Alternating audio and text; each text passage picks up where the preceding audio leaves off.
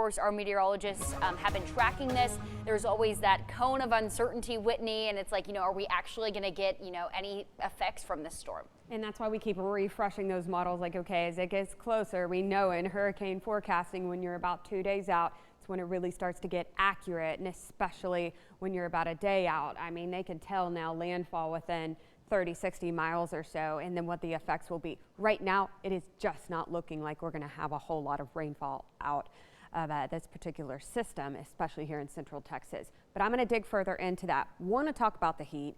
It's getting on the dangerous side. This afternoon, it's been feeling like a sweltering, like, for example, right now, about 107. We are starting to calm down, though. This afternoon, we peaked feeling about 107. We're going to jump down into the 80s. After that, we're going to go down into the upper 70s for overnight lows. But this hot pink is what I really wanted to show you. As we head on into the late night hours tonight, we're going to wake up tomorrow about 80 degrees. By about 10 a.m., it's already going to be feeling like it's almost 100 degrees. Tomorrow afternoon, we could peak feeling like about 112 to 115.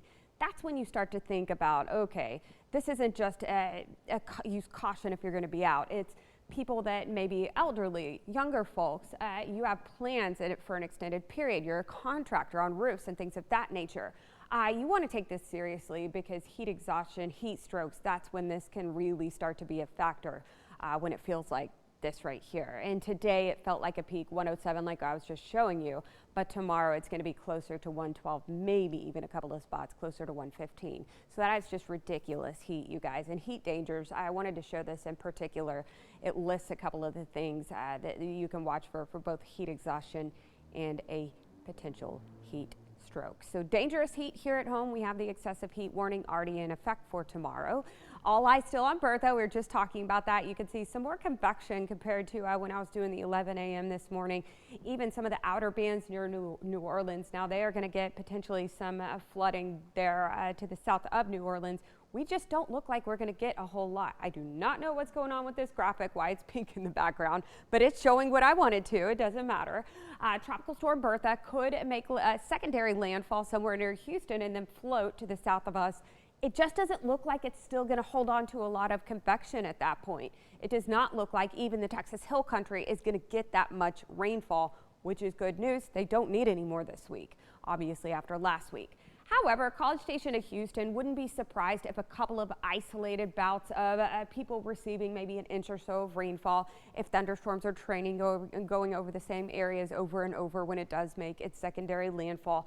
Again, it just doesn't look like it's going to be too widespread. Pulling in the greens on this this map that is long-range data, until you're seeing the yellows and the heavier colors there, that is just very isolated of activity.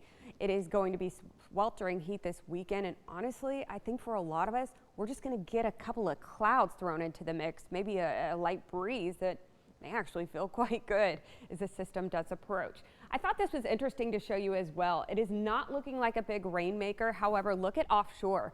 Crazy rainfall there in the Gulf over the next 7 days, particularly between now and the upcoming weekend.